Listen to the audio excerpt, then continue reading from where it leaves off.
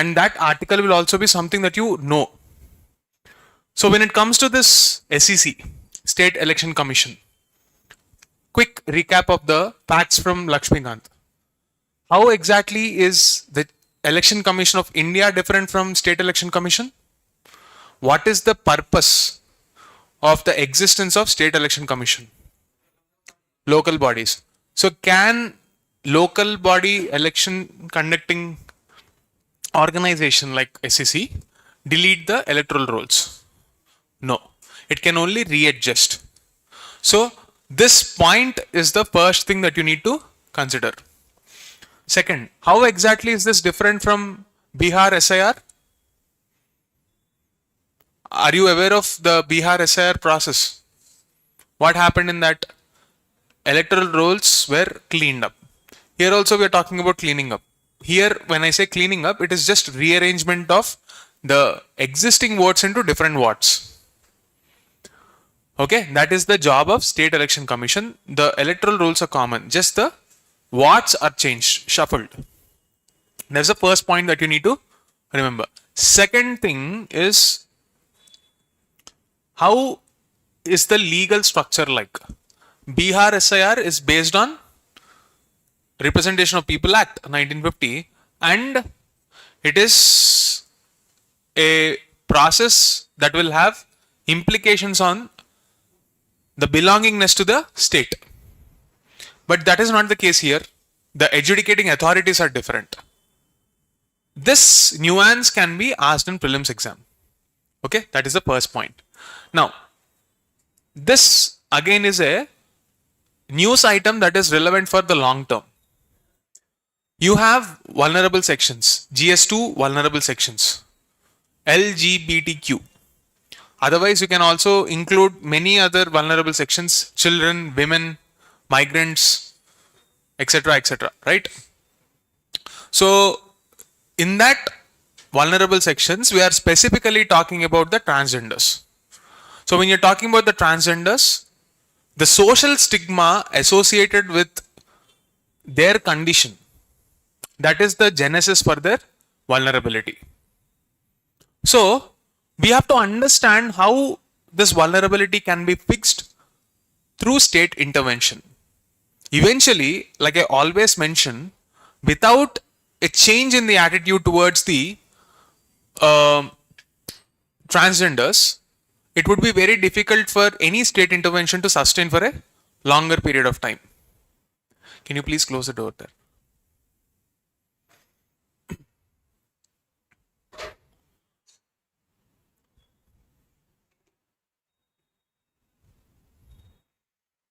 Yeah, it would be very difficult to sustain that social reform.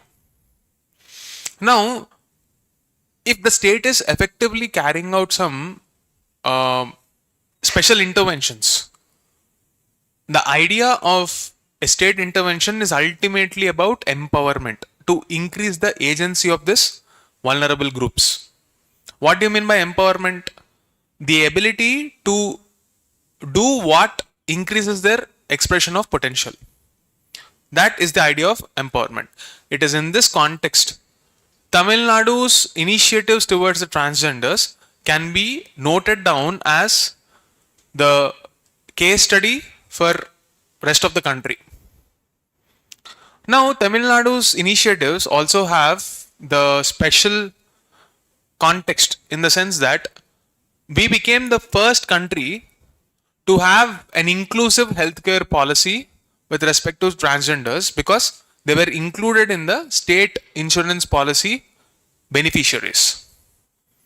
So this article is talking about the list of initiatives taken up by the Tamil Nadu government with respect to transgenders. Okay, if you open the Telegram channel, you can see, can check this articles. There were a lot of initiatives taken up, and also I attached some other articles too within the discussion there.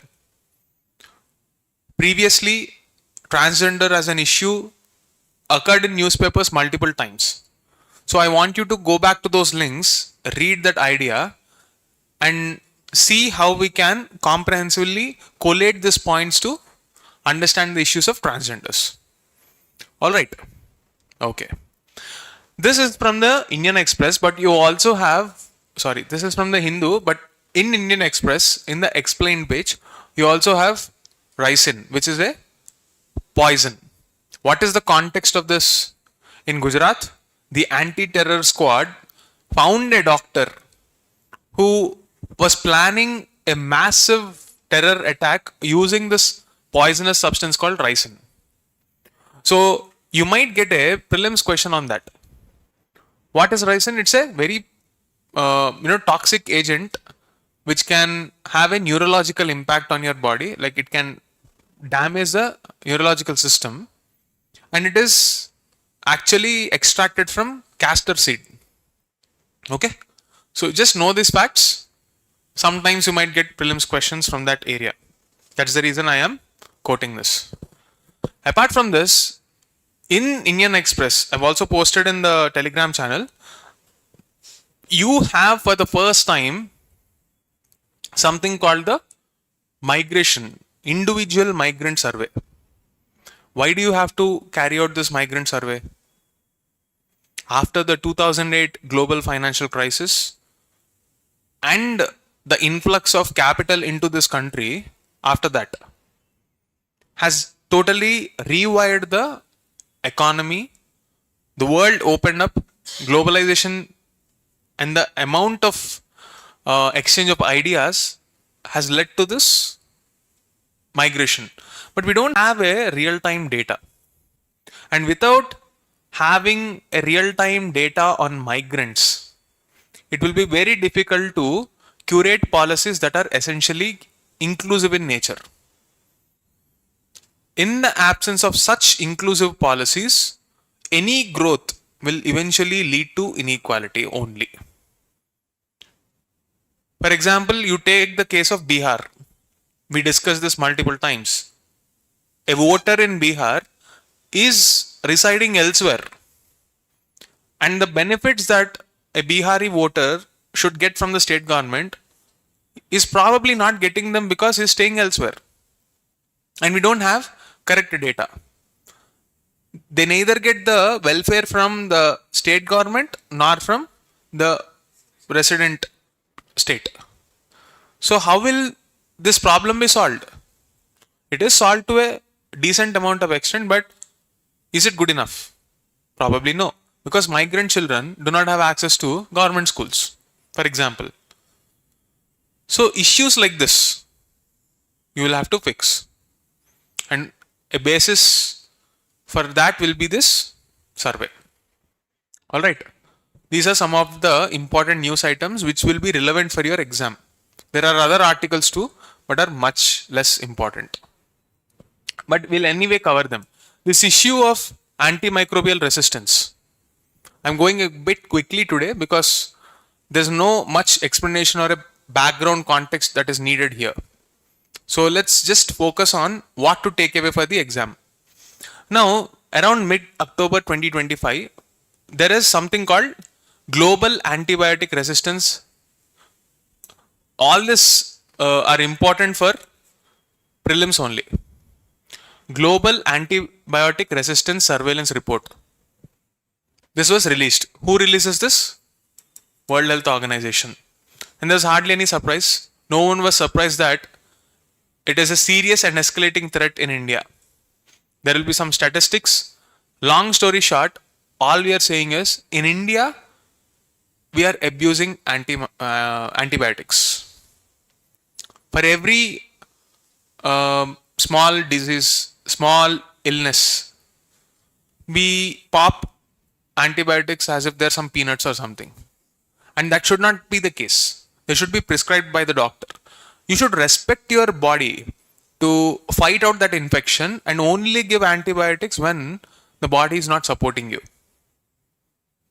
And in the event of an antimicrobial resistant attack, some strain, is India ready for that?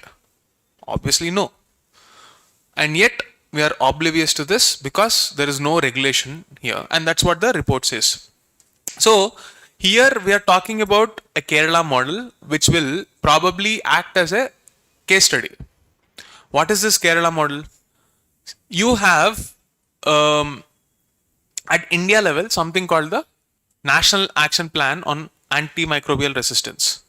It has a very strong vision statement, etc. on paper.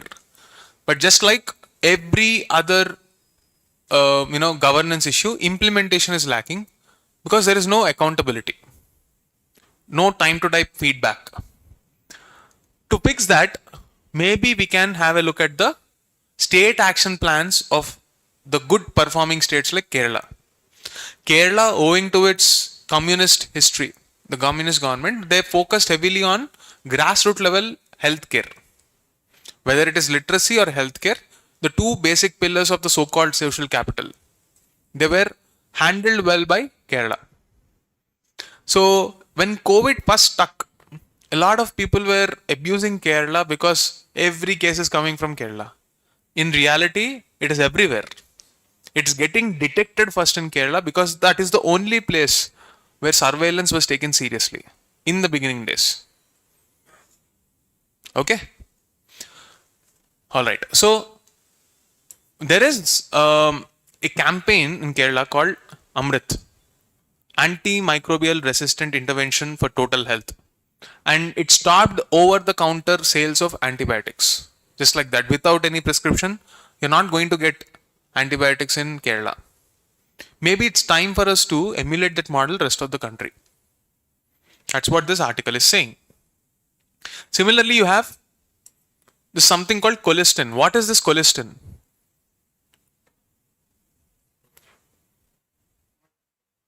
In animal husbandry, this is often given more and more to cattle. There is a possibility of a spread of an infection from animals to human beings. If they also get antimicrobial resistance, cattle, and if that passes on to human beings, we don't exactly know how to deal with it, COVID being a case to the point. So there is something called One Health approach, where you don't segregate the life of animals and human beings. This is the wisdom that we gained from the collective understanding that if animals get infected, it can pretty much harm us also. This One Health approach also has one theme, that is AMR. Okay, so we have to act on that path as well. And newer antibiotics, they should be found when research is going on, but there is a danger that if it is not regulated, even they will be abused. That's what this article is talking about.